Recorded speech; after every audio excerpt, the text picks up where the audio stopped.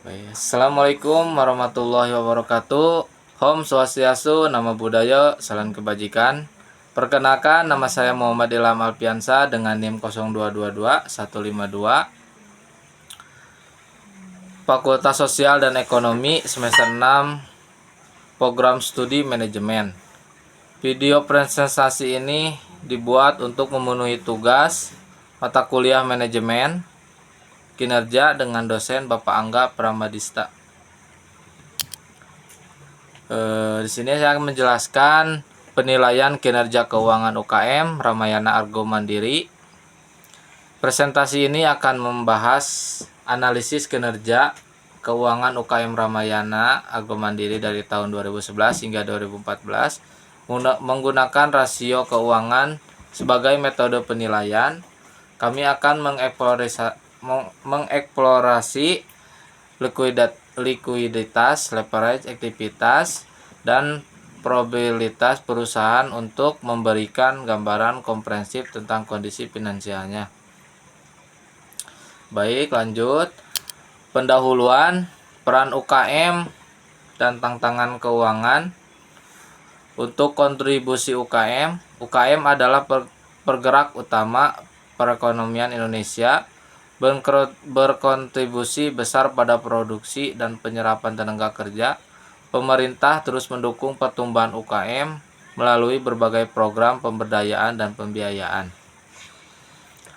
Untuk masalah pengelolaan keuangan, banyak pelaku UKM mengabaikan penilaian kinerja keuangan dan pembuat laporan menganggapnya rumit. Ini menghambat pemahaman tentang perputaran keuangan dan kemampuan melunasi utang yang dapat diatasi dengan analisis rasio keuangan. Untuk metode penelitian dan fokus analisisnya, jenis penelitian deskriptif dengan pendekatan studi kasus pada UKM Ramayana Argo Mandiri di Kota Batu. Untuk lokasi penelitian, IRT Ramayana Argo Mandiri, Jalan Mbah Joyo, Bumi Aji, Kota Batu. Untuk fokus analisisnya, penilaian kinerja keuangan berdasarkan analisis rasio, likuiditas, leverage, aktivitas, dan probabilitas. Untuk sumber data primer dalam kurung wawancara dan sekunder dalam kurung laporan keuangan 2011 sampai 2014, literatur. Baik, lanjut. Untuk hasil analisis rasio leverage Ramayana Argo Mandiri menunjukkan penurunan setiap tahun dari tahun 2011 hingga 2014. Ini mengindikasikan bahwa perusahaan berada dalam kondisi keuangan yang sangat baik dengan risiko yang sangat rendah. Untuk rasio utangnya menurun dari 6,22% di tahun 2011 menjadi 1,70% di tahun 2014, menunjukkan semakin kecilnya modal pinjaman yang digunakan. Untuk rasio utang atas modal menurun dari 6,63% di tahun 2011 menjadi 1,73% di tahun 2014.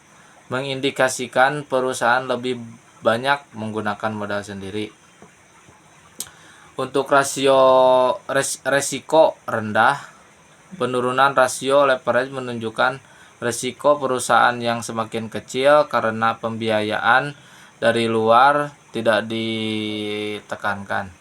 Untuk hasil analisis rasio aktivitasnya, rasio aktivitas Ramayana Argo Mandiri menunjukkan kondisi yang kurang baik secara keseluruhan dengan penurunan kinerja dalam 2 tahun terakhir. Untuk beberapa indikator, perusahaan belum mampu mengoptimalkan asetnya untuk menghasilkan penjualan maksimal.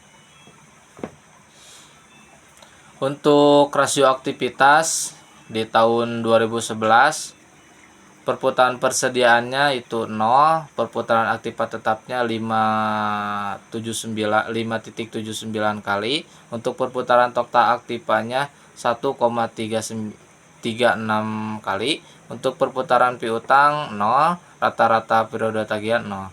Untuk di rasio aktivitas di tahun 2012 untuk perputaran persediaannya 7,43 kali, untuk perputaran aktiva tetap 4,46 kali, perputaran total aktivanya 1,46 kali, perputaran piutang 7,07 kali, dan untuk rata-rata periode tagihannya 50,92 hari. Untuk di tahun 2013 perputaran persediaannya 8,11 kali, untuk perputaran aktiva tetapnya 6,05 kali, untuk perputaran total aktivanya 1,40 kali, untuk perputaran piutang 8,48 kali, untuk rata-rata periode tagihannya 42,74 hari.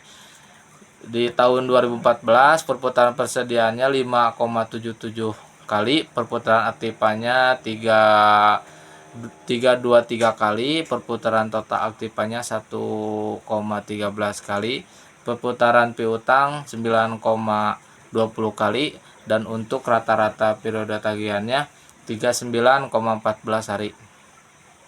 Baik, lanjut. Hasil analisis rasio probabilitasnya. Secara keseluruhan, kemampuan Ramayana Argo Mandiri untuk menghasilkan pendapatan berada dalam kondisi kurang baik. Penurunan yang terjadi selama 2 tahun terakhir mengindikasikan bahwa perusahaan belum mampu mengoptimalkan penjualan aset maupun ekuitasnya untuk memperoleh laba bersih yang maksimal.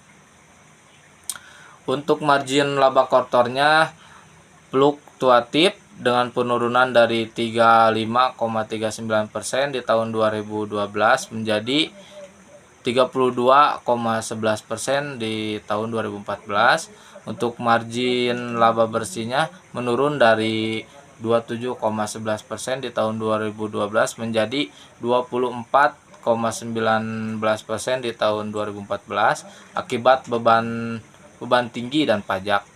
Untuk ROA-nya menurun dari 39,56% di tahun 2012 menjadi 27,29% di tahun 2014. Itu menunjukkan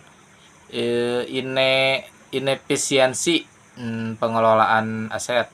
Dan untuk ROE-nya menurun dari 41,41% di tahun 2012 menjadi 27,76% di tahun 2014 karena modal tidak sebanding dengan laba bersih. Baik, lanjut. Kesimpulan dan rekomendasinya, yang pertama, optimalisasi likuiditasnya, kelola aset lancar yang berlebihan dalam kurung over liquidity dengan investasi pada peluasan pabrik, varietas produk atau mesin baru untuk menghasilkan keuntungan.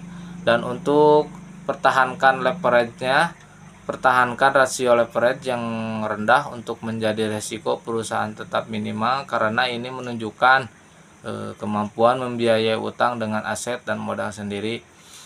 Dan untuk tingkatkan penjualan dan efisiensi, tingkatkan penjualan melalui pengelolaan persediaan, aset tetap, dan total aset secara optimal. Pertahankan kinerja penagihan piutang yang membaik, dan untuk memaksimalkan probabilitasnya, yaitu tingkatkan profitabilitas dengan memaksimalkan penjualan dan mengelola persediaan serta menekankan biaya operasional seminimal mungkin untuk laba yang lebih tinggi. Baik, sekian dari saya. Bila ada kurang mohon dimaafkan. Sekian dari saya. Billahi taufiq wal hidayah. Wassalamualaikum warahmatullahi wabarakatuh.